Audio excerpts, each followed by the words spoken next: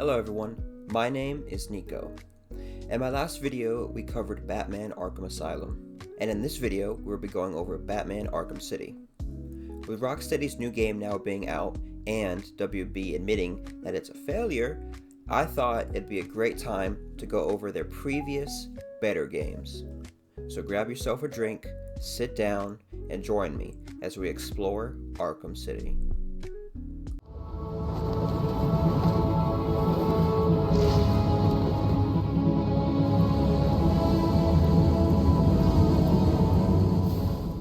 Batman Arkham Asylum was an amazing game that was a hit with the critics and the players alike. With such a high bar being set by Rocksteady the first time around with the character, many were skeptical if they could reach the same heights with a sequel. There are countless examples of sequels not being able to reach the same heights as the first one, let alone being better than the first. Many advantages that sequels enjoy over their predecessors are bigger budgets and a wider scope to go along with that. This is definitely the case here, going from a pseudo-Metroidvania game to a full-on open world. This huge change in style from the first one was also a concern at the time, with many doubting that an open world could replicate the atmosphere of the first.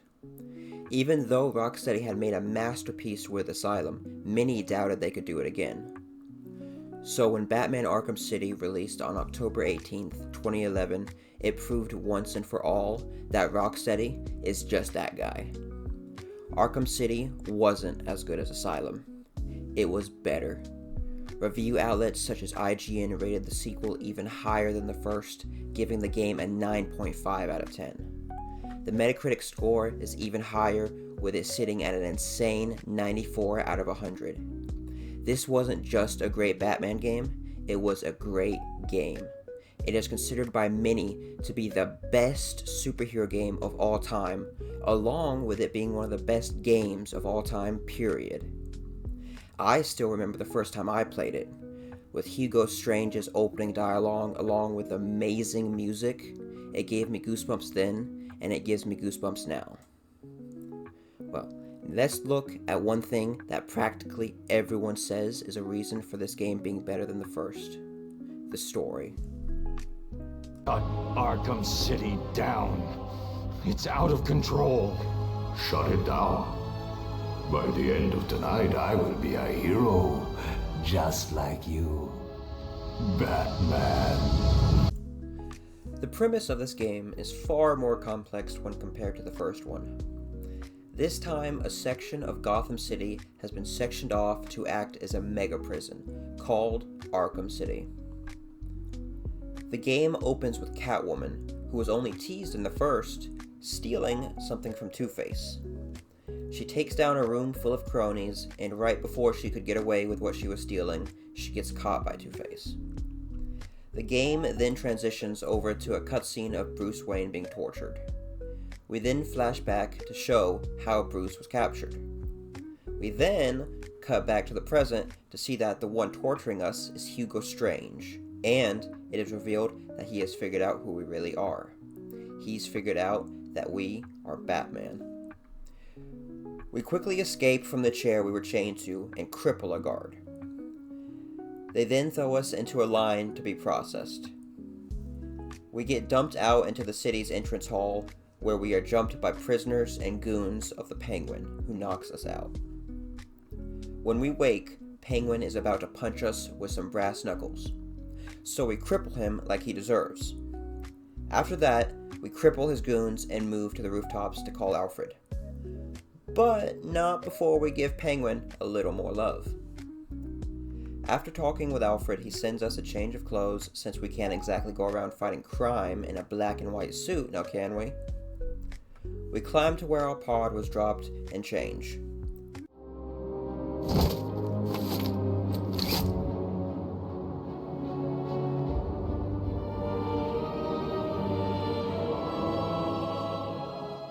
We hack into the guard's radio frequency and find out that Catwoman is being held in a courthouse by Dent, aka Two-Face. We hope that Catwoman knows something about this Protocol 10 that Strange was talking about. so we go there to take care of business. We fight a bunch of Dent's goons, and then he shoots us. Catwoman breaks free, scratching Dent in the good part of his face. Dent recovers and shoots out a very respectful one-liner to Catwoman. Two guns, bitch! We save her and hang Dent up for now. We talk with Catwoman and the Joker tries to kill her, so we track the Bullet to her church, meet Harley Quinn and her new outfit, and save some guards. We then find the gun Joker used and jump out of the church because it was a trap. Of course it was. We track the frequency of Joker's broadcast, and this leads us to the old steel mill. We dive into the chimney, badass by the way, awesome music, sneak our way through the mill and rescue a doctor that Joker kidnapped. All the while hearing guards talk about Joker being sick and not doing well. We craft a new gadget and head to find the Joker to see what he knows about this Protocol 10. When we find him, he has seemingly died of the illness that the goons were talking about. But another Joker then pops up, knocks us out with some gas. It was another trap. You'd really think we'd see this coming by now. Anyway, while Batman was asleep, we get to play as Catwoman. She is trying to break into the city's vault and decides to ask Poison Ivy for help. She heads there only for Ivy to be mad at her for letting her plants die. Turns out, she didn't water them. Ivy strings up Catwoman and we fade back to Batman.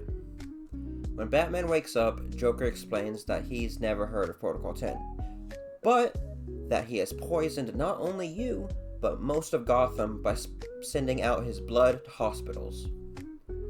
We then get pushed out a window. Joker calls us and tells us that Freeze was working on a cure, but has gone dark, so we head to the coldest point in all of Arkham City, the old GCPD building.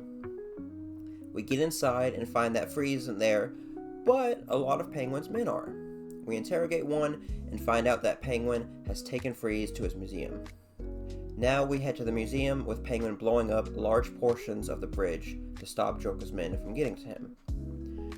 When we get to the museum, we then immediately have to leave. Now we have to find some jammers that Penguin set up that are disrupting communications with the Batcomputer. We do this 3 times, watching Batman break a screen for a total of 9 times. This part is very obvious padding and just brings the flow of the story to a grinding halt. This is worse than anything that was in the previous game, but thankfully it's the only horrible case of padding present. After all that, we head back to the museum where we find a cop being harassed by some Penguin thugs. We deal with the thugs, get a little rowdy with the cop since he couldn't answer our question, and then we're off to find the rest of his team. We finally find the Penguin and another cop, but he is killed in front of us, causing Batman to want to take down the Penguin and his whole operation. We fight a lot of his thugs, and we get to fight a Titan enemy from the first game, a good callback. You then move on and enter a room full of water and have to save some cops that Penguin froze with Mr. Freeze's freeze gun. Oh yeah, there is a giant shark that will fucking eat you if you walk too fast on the ice. So don't run. We save the 2 cops and then move on to find Freeze in a display case made to look like the beach. Funny. We free Freeze, and after some persuasion... Today is not a good day to push me, Victor. Stop!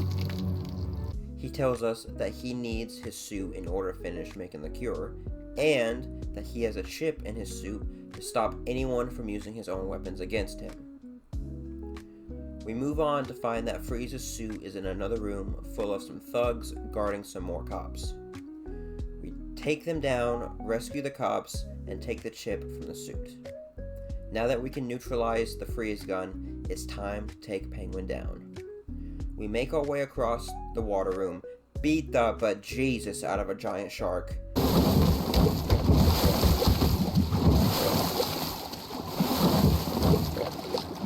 and enter enter the iceberg lounge where Penguin is. After dodging some of his shots, we disable his gun and give him one hell of an uppercut. Penguin then blows up the iceberg that we're standing on, sending us falling down into an underground room. This is where we fight Solomon Grundy, the zombie. It's a pretty cool fight, and after, we then fight Penguin, where we once again beat the bejesus out of him. Now that Freeze is free and Penguin is locked up, we get the cure now, right? Well, turns out Freeze doesn't exactly have a finished product. He tells us that he needs a bonding agent and that this agent needs to be used to human DNA, which will take more time than we have. Batman, of course, knows of just such a thing and where to get it. Ra's al Ghul. However, just saying the name causes an assassin from the League of Assassins to break free from where Penguin was holding her. We follow and place a tracker on her, and this is where we get to meet Robin for the first time. Yes, that is exciting. All he does is give us a gadget, and never shows up again. Boo, that's boring. Anyway, after Robin leaves, we follow the tracker into the sewer system and find that Hugo Strange is giving Joker weapons. After a short skirmish with Joker's men, we find an abandoned underground city called Wonder City. We scan some robots and extract the videos from them to find a secret entrance to the League of Assassins base. We enter it, we almost die, and we meet up with an old fling, Talia al Ghul. Batman lies to her and says he is ready to take over the League, so he needs to see Ra's. But first, we trip balls on some blood of the dragon. Then we get to meet Ra's, and of course, since we were just lying in order to get his blood, we have to fight him and keep tripping balls. After beating him, we take some of his blood and head for the surface to get it to freeze. When we reach the surface, Strange comes on the intercom announcing that former Warden Quincy Sharp is now in Arkham City. So now we have to go rescue him and interrogate him. We rescue him and he tells us that Strange paid for his mayoral campaign with his friends in high places in exchange for letting him have free reign in building his perfect prison. With time not being on our side, we head back to Freeze to give him the blood. Freeze makes the cure, but gets a little too big for his britches. He gives us an ultimatum, and of course we refuse, so now we have to fight him. We fight him and win, but by the time we retrieve the cure, Harley Quinn had already broken in and stole the last vial. We leave the GCPD building out of the back and see Vicky Vale's chopper get shot down, and we have to save her from some snipers. After that, we head back to the steel mill in hopes of getting the cure back from the Joker. We enter the mill and find the Joker seemingly cured, and he's itching for a fight. We fight him and a bunch of his goons that he calls in, and then the roof caves in. Some rubble lands on us and pins us. Right when Joker is about to finish us, Talia walks in and offers Joker eternal life. Joker and Talia walk off, but not before Talia shows us that she is wearing a tracker so that we can find her. We then pass out. Now the game goes back in time a bit and picks back up with Catwoman. She convinces Ivy to let her go and help her in exchange for getting a plan out of the vault. We head to the vault and break in thanks to Ivy breaking through the defenses. We break Ivy's plant, because fuck her, and she collects the money. It's at this point we are offered a choice. We can abandon the money and help save Batman, or we can abandon him and walk away with the money. If we abandon him and walk away with the money, the credits play and voice lines from characters come on talking about how Joker is now immortal and he is gonna take over Gotham, that he's won. My name is Barbara Gordon. We're under attack. Joker's forces are too strong.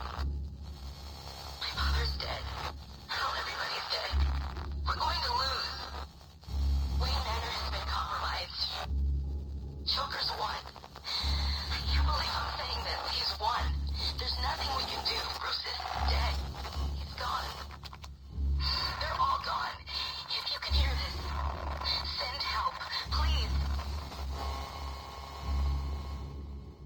The game then rewinds and lets you make the canon choice.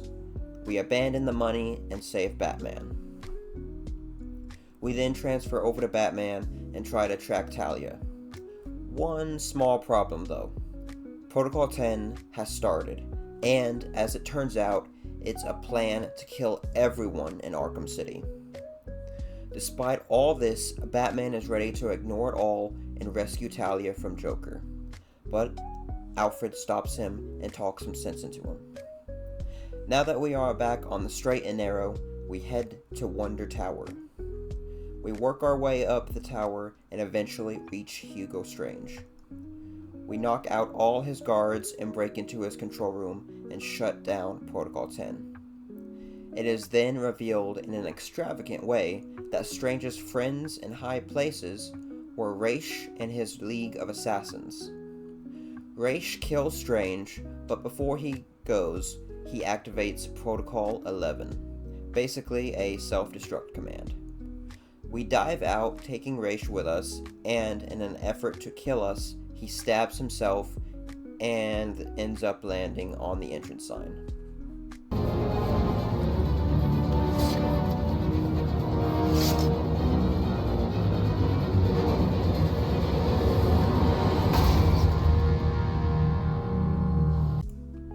Joker then pops up on a billboard with Talia at gunpoint and tells us where to find them, at the theater.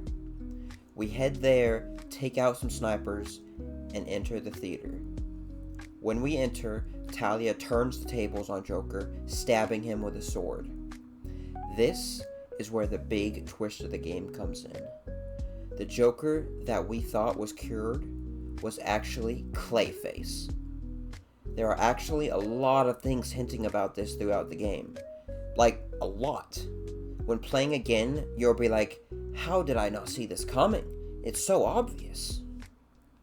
Joker, the real Joker, shoots and kills Talia and reveals that he is not actually cured. Turns out, Talia had intercepted Harley and took the cure from her. Clayface then turns into a huge monster and takes the cure and puts it somewhere in his giant body. Now we fight Clayface by throwing ice grenades at him and using a sword. After a while, Joker detonates some explosives, causing us to fall where we fought Ra's, and it just so happens to contain Ra's immortal Lazarus technology. We continue fighting Clayface and eventually beat him by jumping into him and carving him up. We also grab the cure in the process. Badass. Joker tries to jump into the Lazarus pit, but Batman destroys it before he can, causing a big smoke screen to form. Batman takes the cure, and Joker then starts asking him for some. He also taunts Batman about killing Talia, poisoning Gotham, and doing all this, and it's not even breakfast yet. Batman then starts to talk about how he is always killing, and how it's a pattern with him. Joker takes this as Batman not going to give him the cure, so he stabs Batman in the shoulder of the arm that we are holding the cure in. So of course, we drop it. Joker realizes his mistake and tries to lick the cure off the ground, but it's too late. As he lays dying, Batman reveals that even after all he'd done, he would have saved him. Joker's last line is, That actually is pretty funny. Batman then carries Joker's body and walks off into the camera. What the hell happened in there? Batman! What happened?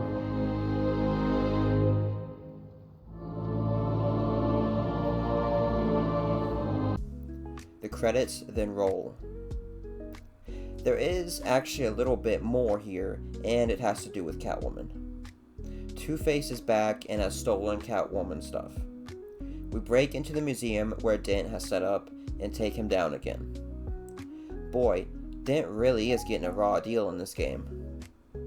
We then transition to Batman and are free to explore the open world and complete anything remaining. The story of this game is honestly just so good. When compared to the first game, the story is far more complex and does away with any criticism of it being unoriginal. Like the first, the story here is not based on any existing media, instead crafting its own story and taking inspiration from the comics. It's also told in the same serious way as the first game, depicting some pretty gnarly things that, in all honesty, if the game were made today, would give it an M rating. When I talked about Asylum, I mentioned how the story wasn't anything groundbreaking, and that could not be further from the truth when it comes to this game. The story takes a lot of risk with how it kills off one of Batman's greatest villains, the Joker. Also, why is it that in this game, Joker's death is treated with far more respect than Batman's death in the new Suicide Squad game, huh? It just doesn't make any sense. Anyway, Batman's love interest, Talia, also dies here, and is treated with more respect too. The twist of the story is also just so great, with further playthroughs making you search for hints that there is a second fake Joker. The Joker is, as always, a great villain in anything he is in, but this game's main villain is not the Joker, it's Hugo Strange. Hugo Strange as a main villain is pretty good, but he gets a lot of his thunder stolen from him by the Joker. He's interesting since, as far as we know, in this universe, he is the only one of Batman's villains who have figured out his secret identity. This should create an interesting dynamic between Batman and Strange, but it just doesn't. In all honesty, you could almost just remove the fact that Strange knows who Batman is, and most of the story would not change at all. Strange's plan to kill all the prisoners from Protocol 10 is just awesome. It also coincides with Quincy Sharp's ideals of cleansing the scum of Gotham that we learned about in the first game. Also, when Ra's al Ghul is introduced, it's a pretty awesome sequence and introduces Batman's love interest, Talia. The reveal that Strange was sponsored by Ra's also makes sense and lines up with the League of Assassins' views. Also, there are just so many great shots in this game. The production value here has been taken up by far more than a few notches. The story with Catwoman is pretty cool, but you can tell it was not the main priority. Her story is mostly just filling in the gaps of when Batman is either unconscious or simply not yet in Arkham City. Now, remember when I said the story was far more complex? Yeah, that's a good thing for about 90% of the game, but the other 10% is just confusing. The game poorly communicates some aspects of the story. Aspects such as Talia's plan when it came to the Joker. Now, her plan is cool when you figure it out, and it makes a lot of sense. She took the cure from Harley, and the Joker had to pretend to be cured since he didn't know where it went. Talia then tricks Joker into a false sense of security and turns the tables on him to kill him. The plan makes sense, but the game just communicates this poorly. One thing that's not done poorly, however, are the side missions. There are many side missions in the game, and about 90% have substantial story content. The others are just save political prisoners from dropping the soap, if you know what I mean. One of the side missions that are pretty good and ties up some loose ends from the first game is the Bane side mission. This mission has you tracking down the Titan containers that made it off Arkham Island. Another side mission that is really cool is the Zsasz mission. Gameplay-wise, it's nothing special. It's just going from A to B, but you get to hear Zsasz's story of how he came to be the way he is, with him talking about how his parents were killed and he inherited a lot of money. Sounds familiar? Yep, this is meant to invoke similarities with Batman's story. It's just one way that Bruce could have easily become a villain if he had gone down a different path or didn't have Alfred there to help him along. Another side mission here that is pretty cool are the Azrael missions. There's not all that much to it, you just have to find Azrael throughout the map at certain times in the story. There is no real conclusion to this mission, as it's really only used to set up future things for the next game. It does, however, add this sense of mystery to the game, that there is something deeper going on that we just don't know about. There's also this Deadshot missions that are pretty cool and shows off Batman's detective side. You track down Deadshot and take him out before he can finish killing everyone on his list. There's the Mad Hatter side mission that is really fun and unique, where the Hatter puts a post-hypnotic suggestion in you to take what you think is the cure, but is actually just straight up drugs. Now the last side mission I want to talk about is the mission that has you tracking down Hush and his victims. You track down these murder victims, and this leads you to Hush, and he reveals that he looks like Bruce Wayne. There's also some cool dialogue with Oracle and how she doubts Batman and starts to question if he is actually the killer, since Bruce's DNA has been present at all the crime scenes. This is an awesome mission that sets up plot points for future games. Now let's talk about characters that return from Arkham Asylum, such as Joker, Bane, Quincy Sharp, Oracle, Zaz, Riddler, and many more. Some of these characters play bigger roles than others. For example, Sharp is only in the game for a few minutes, but plays a bigger role in the background. Joker, on the other hand, is one of the main villains of the story, and plays just as big of a role as he did in Asylum. Another character that plays a bigger role here is Oracle. Now, she is still not all that important, but she does help with pushing the story along, especially when you compare how she didn't really do all that much in the first game. Now that we have gone over the story a bit and talked about the characters, let's go over gameplay. The gameplay for Arkham City is just as good and even better than it was in Asylum, and that's really saying something. Most of it is the same from Asylum, but it's sped up and a good few things have been added to enhance the feel of it. Things like the ability to counter multiple enemies at once, making it where not just one enemy is attacking at a time. You can counter up to 3 enemies at once, and it just looks so cool for Batman to take down 3 goons at once.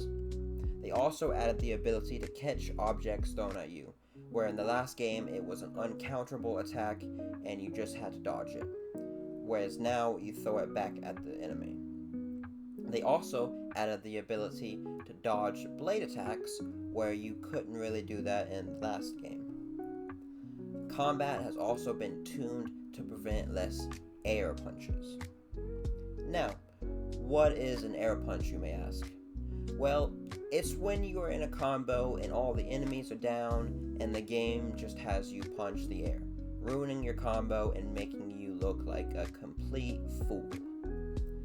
The game prevents this by making Batman's punching range larger, having him roll further into punches, launching himself across the room to land punches, and attacking enemies before they are fully up off the ground. You also have some abilities right off the bat instead of having to get upgrades to use them. Abilities like special button finishers where you get your combo high enough. You also have mini gadgets immediately, where in the last game you had to use skill points to get them or get them later in the story. Gadgets like the remote control batarang, the cryptographic sequencer, the explosive gel, and others. The game also introduces a few new gadgets that are wholly new. The disruptor, which can be upgraded to disable guns, mines, and other weapons, is great for helping with stealth sections. The electric charge taser. You can use it in combat to cause bigger enemies to hurt the normal goons, and it is also used in many puzzles throughout the game. The freeze grenade is used much the same as the electric gun. You can use it in combat to cause enemies to be stunned for a bit, and it's used for puzzles throughout the game. Now, speaking of puzzles, let's talk about the Riddler puzzles that make their return from the previous game with a fucking vengeance. There are now almost double the amount of Riddler trophies for you to collect.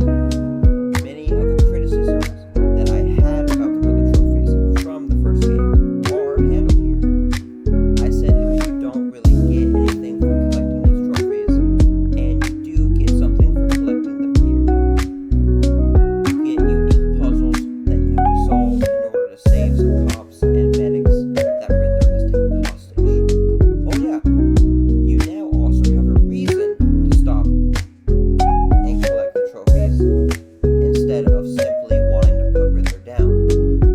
You also finally get to punch that little shit into the ground after collecting all the trophies, tackling another criticism that I had in the first game. The trophies are way harder than in Asylum, with them being spread out all over the open world and locked behind environmental puzzles. At least you get to punch the Riddler in the face. Now, speaking of open world, this game is open world. This is absolutely the biggest change here when compared to the last game. The game was given a huge budget increase thanks to the sales and reception of Arkham Asylum. Now they are able to make a game that matches their ambitious ideals thanks to that increased budget. The graphics have also been improved thanks to that as well. So not only did the game get even bigger, the game also looks better than ever. Now, the open world, when compared to games of today, is rather small. This is something that when you played it back in the day, you simply would not have said. Now, while the open world may be a bit small when compared to games of today, it makes up for it in ways that open worlds of today would absolutely kill for: atmosphere and character.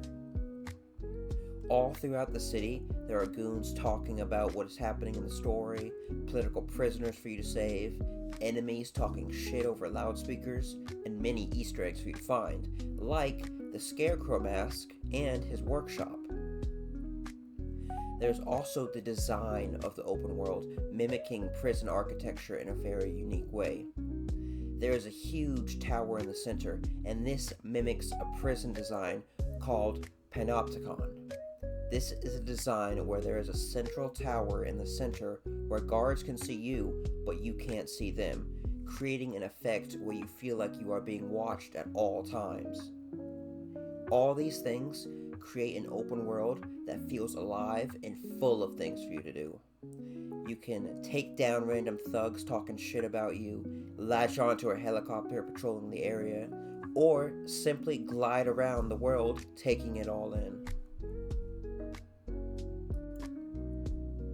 Oh yeah, let's talk about the main mode of transportation in this game: gliding.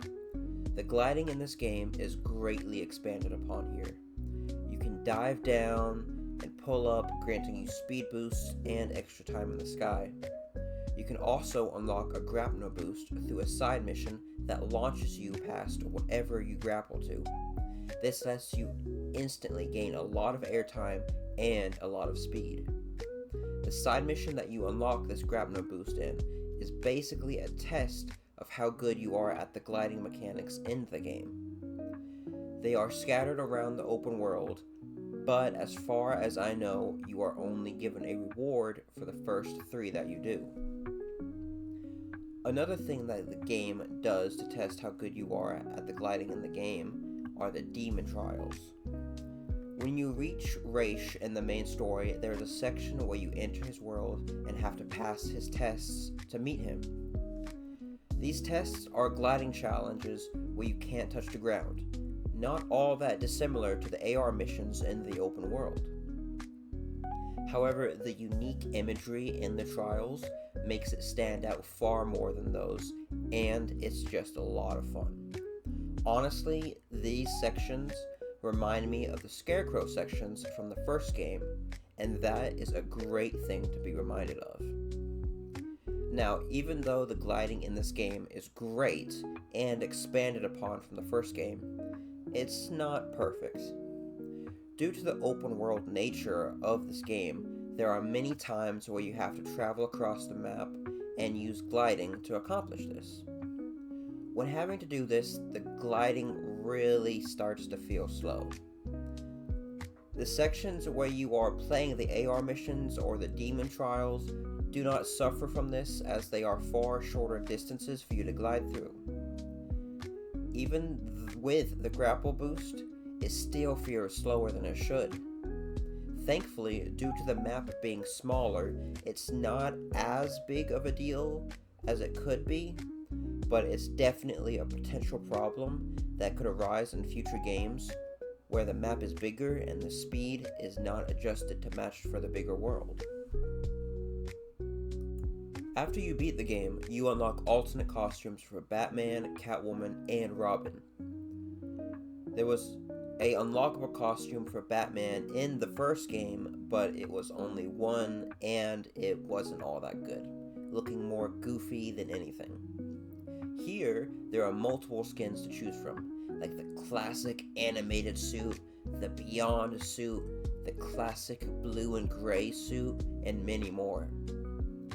Now let's talk about the other playable characters that are present in the base game. I will not be going over the DLC characters such as Nightwing. Catwoman is a lot of fun to play and can be played in the open world. She has a unique traversal system with her whip that, while not as good as Batman's, is still pretty cool. She has her own unique moves and animations along with her own limited upgrade section. She is not simply a reskin of Batman. She is not as strong as he is and can't take as much of a beating as he can, since she doesn't have the same resources as Batman. This makes many of her sections way harder than Batman's. The last section that you play as her is absolutely gruelingly difficult. I spent 40 minutes alone trying to beat it, and it is absolutely rage-inducing. Anyways, you can also play as Robin in the challenge maps, and he is much more of a reskin of Batman than Catwoman is. And this makes sense. It makes sense that since he was trained by Batman, that he would play similarly to him. Most of the distinction between Robin and Batman are their gadgets. Robin has his staff and can be used to block gunfire and in his combos. Robin also has many unique animations, but not to the extent that Catwoman does.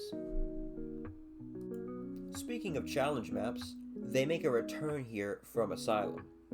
There are far more of them here, and there's also a new mode for these maps called Campaigns.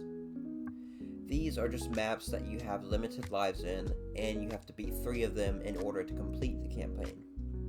Like the first game, there are stars for you to collect, this time being represented by Riddler's question marks instead of bat symbols. Oh yeah, the whole challenge maps are framed that this is Riddler's revenge, and they are even harder than the first game if you want to 100% them. Like, way harder. Like, hours and hours of rage harder. If you don't believe me, simply look up YouTubers who try to platinum this beast of a game. One thing that can make the maps easier, however, are the upgrades that you can get in the main game. The upgrade system here is expanded upon from the first game, with more upgrades being available. The game separates the armor you can get into 2 sections. There is combat armor that lets you take more damage from punches, and there is ballistic armor that lets you take more damage from guns and explosives. There are also combat techniques that you can unlock, such as the dive takedown and the grapple boost takedown. These are awesome to pull off and look amazing. There are also gadget upgrades that you can get to make combat or stealth easier. Also, like I said earlier, is that Catwoman gets her own upgrade list where you can get her to have her own unique combos and gadgets. Now let's talk about some of the unique enemies that appear in the game. There are the mini bosses like the dude with the hammer in Joker's steel mill that are big brutes. There's also the dude with the sickle that is in Penguin's museum. Both of these bosses are actually conjoined twins and are a play on the hammer and sickle from Soviet era imagery. You can use their attacks to hurt other smaller enemies, making them easier to take down. They can take a lot of damage, so it's best to focus on the smaller goons and take out the big guys after the smaller ones' numbers have been thinned out a bit. The Titan enemies also make their return from the first game, however they are much rarer here. You also get to fight them in a new way. Instead of making them run into walls to stun them, you simply use your cape to ultra stun them and beat the living daylights out of them. In the stealth sections, there are enemies that are wearing jammers that disable your detective vision. This is actually really cool, as the detective vision is a huge crutch that the player relies on throughout the game. This makes the player prioritize the order in which you take down enemies in stealth sections. There are also enemies that have night vision goggles that allow them to see you when you're up in the gargoyles. This is yet another thing that makes you prioritize the order you take down enemies, and it makes it where you can't simply stay up on one gargoyle forever. You have to move around or else you'll be spotted. Alright, now that we have talked about the unique normal enemies, let's talk about the amazing boss fights. In my last video, I talked about how the boss fights in Asylum were not very good, and that could not be further from the truth here. I'd say the boss fights are the biggest thing that were improved upon here. The first boss fight in the game is against Penguin and Solomon Grundy. With Grundy, you have to use your explosive gel to destroy generators that are healing him so that you can punch open his rib and crush his heart. It's pretty metal. After you do that, you then get to dodge Penguin and his rocket launcher and beat that hunchback into the ground. This fight is pretty fun and causes you to become more familiar with your gadget's quickfire system. It's also unique in the way that you beat Grundy, with making you destroy part of the environment in order to make openings for attack. The part where you beat Penguin, though, is not as engaging, but it is fun and cathartic to lay the beat down on him. The next boss fight after that is Ra's al Ghul. This fight is basically a Dragon Ball Z fight. Under the influence of Ra's drugs, you fight countless sand people and dodge giant blades coming from Ra's.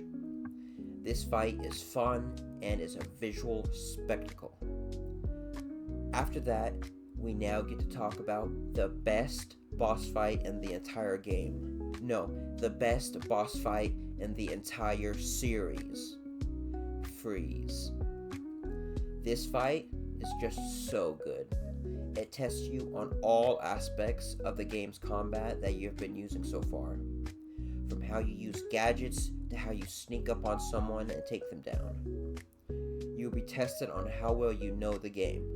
Plus, the boss fight adapts to the difficulty better than any other boss fight in the game. When playing on easy, you only have to do 3 takedowns. On normal, you have to do 5. On hard, you have to do 8. And on New Game Plus, you have to do it 9 times. It is a great fight and is by far the best fight here in the Arkham series. After that amazing boss fight with Freeze, it's followed up with a lousy one. The boss fight against Joker is something that you would see in the first game. It is played off a bit as a joke, but that doesn't change the fact that it's not very good. All you have to do is fight a bunch of normal goons and mini boss goons. It's almost not even a boss fight. Now we talk about the last boss fight of the game. And it's pretty good, honestly. You fight against Clayface, and here he is a giant monster. You use your freeze grenades to freeze him, and then you get to use the sword to cut him into little pieces. After you deal with the giant monster Clayface, the fight then goes into stage 2. You once again use the sword, but this time you fight pieces of Clayface that are breaking off of him. It's so much fun, since with the sword you are just completely overpowered. It's a real cathartic experience going from goon to goon, just cutting them all in half. The fight ends with you jumping into Clayface's mouth and cutting him in half. It's just so much fun. The boss fights in this game are just sublime. Chef's kiss. Mwah. I know many say that the best boss fights in the Arkham series are in Arkham Origins, but I can't disagree with that more. The best boss fights are right here in Arkham City. Batman Arkham City is an absolute masterclass in creating a sequel. It expands on everything that was great about the first and adds its own unique things that are also just as good. From the combat being improved upon and somehow feeling even better than before, to the boss fights being the best in the series. Batman Arkham City is a masterpiece and soars past its predecessor in just about every way. This is the premier superhero game and should be the blueprint for any open world superhero game. A blueprint that the developers Rocksteady sadly somehow have lost in their most recent game. A blueprint that hopefully they can find again.